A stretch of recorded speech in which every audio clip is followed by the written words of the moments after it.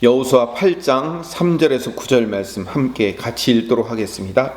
이에 여호수아가 일어나서 군사와 함께 아이로 올라가려 하여 용사 3만 명을 뽑아 밤에 보내며 그들에게 명령하여 이르되 너희는 성읍 뒤로 가서 성읍을 향하여 매복하되 그 성읍에서 너무 멀리 하지 말고 다 스스로 준비하라.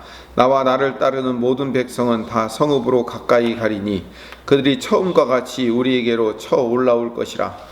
그리할 때 우리가 그들 앞에서 도망하면 그들이 나와서 우리를 추격하며 이르기를 그들이 처음과 같이 우리 앞에서 도망한다 하고 우리의 유인을 받아 그 성읍에서 멀리 떠날 것이라. 우리가 그들 앞에서 도망하거든 너희는 매복한 곳에서 일어나 그 성읍을 점령하라. 너희 하나님 여호와께서 그 성읍을 너희 손에 주시리라.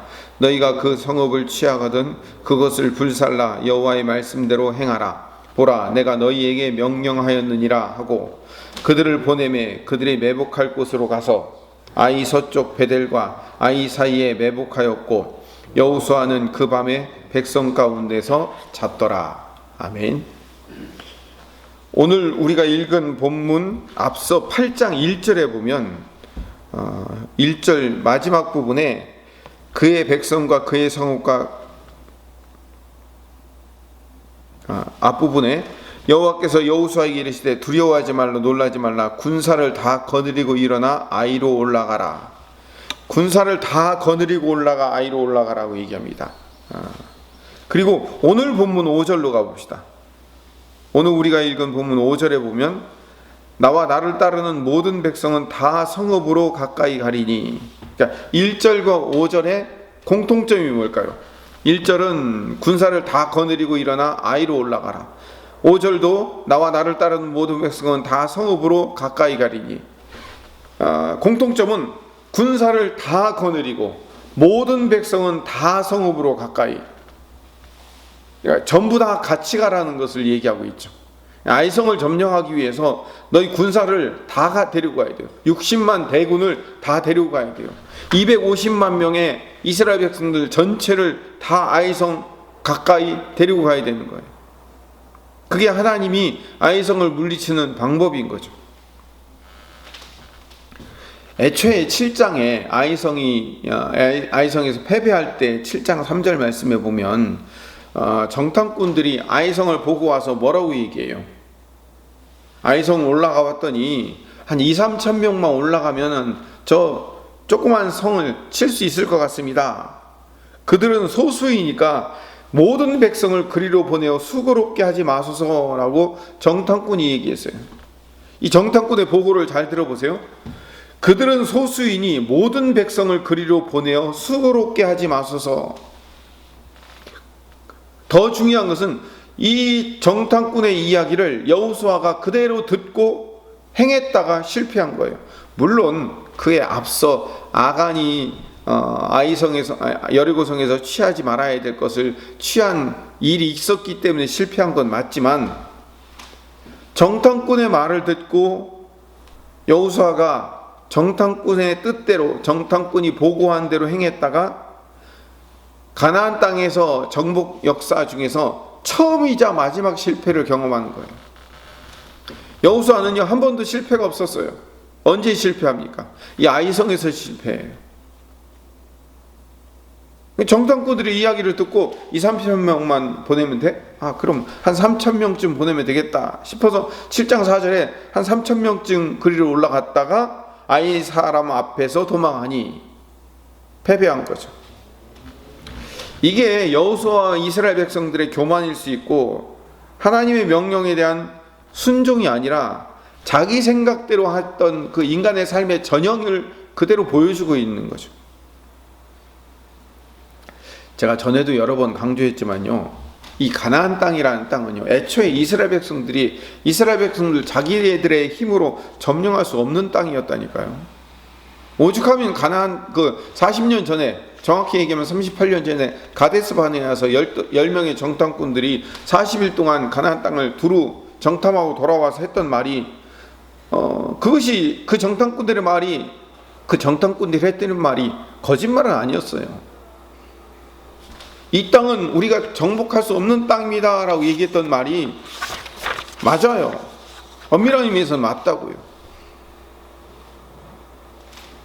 그러니까 보고 들은 것을 정탐꾼의 생각대로 이야기할 수 있어요.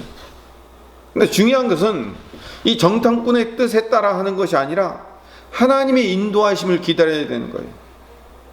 우리가 보기에는 10명의 정탐꾼처럼 그래 이 땅은 정복할 수 없는 땅인 것처럼 보일지 몰라도 여호수아와 갈렙은 뭐라고 얘기했어요? 하나님이 함께 하시면 능히 이길 수 있습니다 라고 얘기하잖아요. 제3의 눈이 필요한 거예요. 믿음의 눈이 필요한 거죠. 하나님이 어떻게 하시는가가 더 중요한 거잖아요.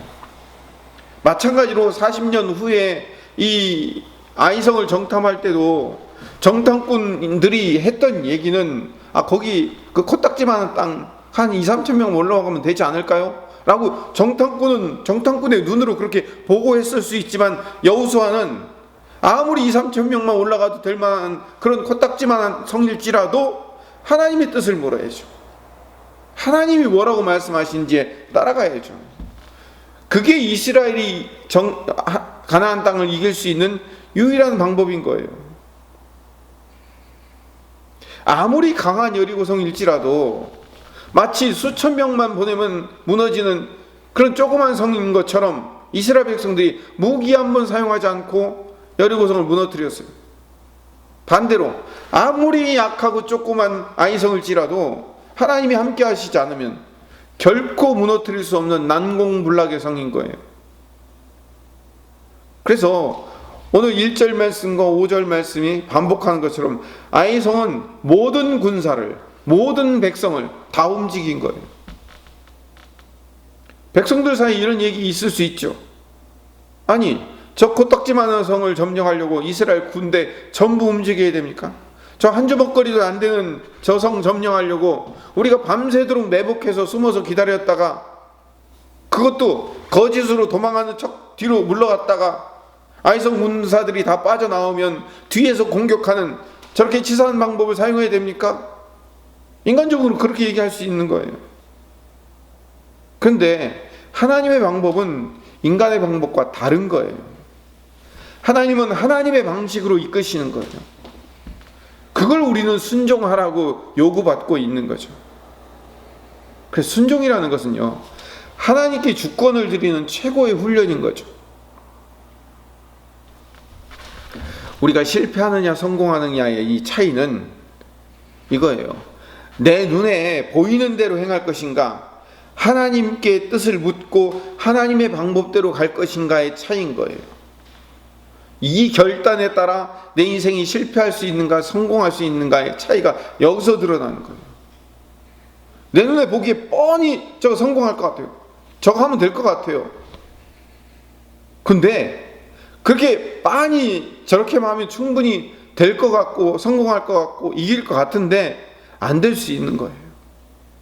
반대로 그리로 가면 낭떠러지 같고 그렇게 하면은 죽을 것 같은데 하나님은 또 그리로 가시라네요. 그래서 갔더니 오히려 거기가 목토였고 오히려 거기가 더 빠른 지름길이었다는 사실을 내 인생을 통해서 증명받는 거예요.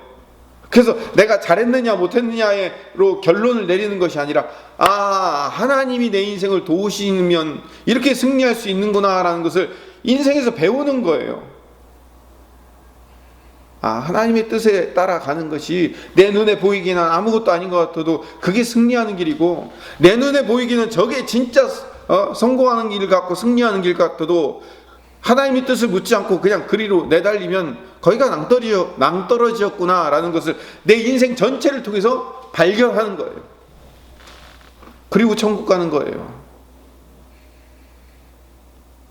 그래서 프랜시스 셰퍼라는 아주 유명한 영성가가 이렇게 얘기했어요. 적극적 수동성.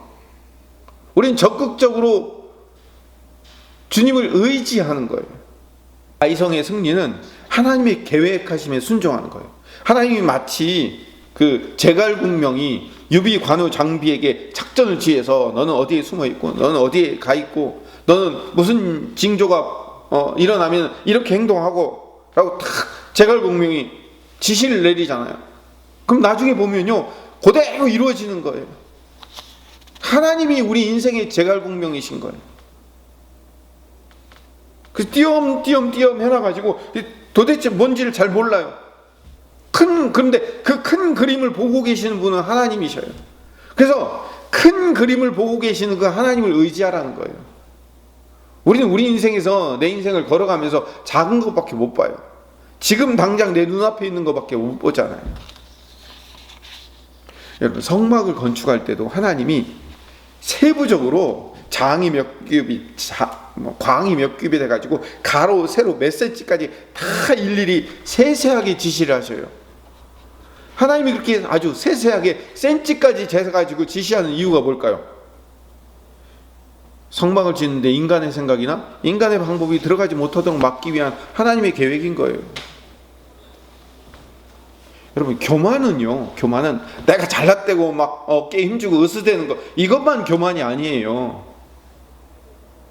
교만이라는 것은요, 물론 내가 으스대는 것도 교만이지만, 교만은 내 힘으로 충분히 가능하다고 생각하는 순간 교만은 시작되는 거예요.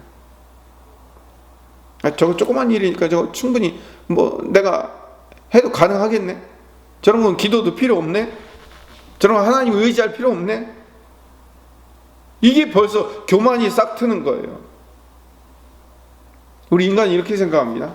내 힘으로 감당할 수 없는 여리고성과 같은 큰 문제는 바짝 엎드려서 하나님을 의지하고 하나님이 도와주셔야만 한다고 하나님 의지하고, 내 힘으로 감당할 수 있는 조그만 일은 그까짓 건 내가 하지 뭐. 여러분, 이게 교만의 시작이에요. 큰 거는 하나님이 하시고 작은 거는 내가 하는 거예요? 아니요. 아무리 작은 일이라도 하나님이 하시지 않으면, 하나님이 인도하시지 않으면 할 수 없음을 고백하는 것, 그게 겸손이고 순종이라고. 또한 지금까지 잘해왔다고 오늘도 잘하고 있다고 내일도 잘할 수 있는 건 아니에요. 어제의 승리가 오늘의 승리를 보장할 수 없어요. 우리는 날마다 하나님의 은혜를 구하지 않으면 안 되는 거예요. 그래서 이 아침에 나와서 매일 기도하고 하나님의 뜻을 물으며 하나님의 도우심을 구하며 사는 겁니다. 교만과 겸손의 차이는 하나님을 의지하는가 하나님을 의지하지 않는가의 차이인 거예요. 오늘도 이 아침에 하나님을 의지하는 겸손으로 출발하게 해달라고 기도하시는 하나님의 백성 되시기를 간절히 소망합니다.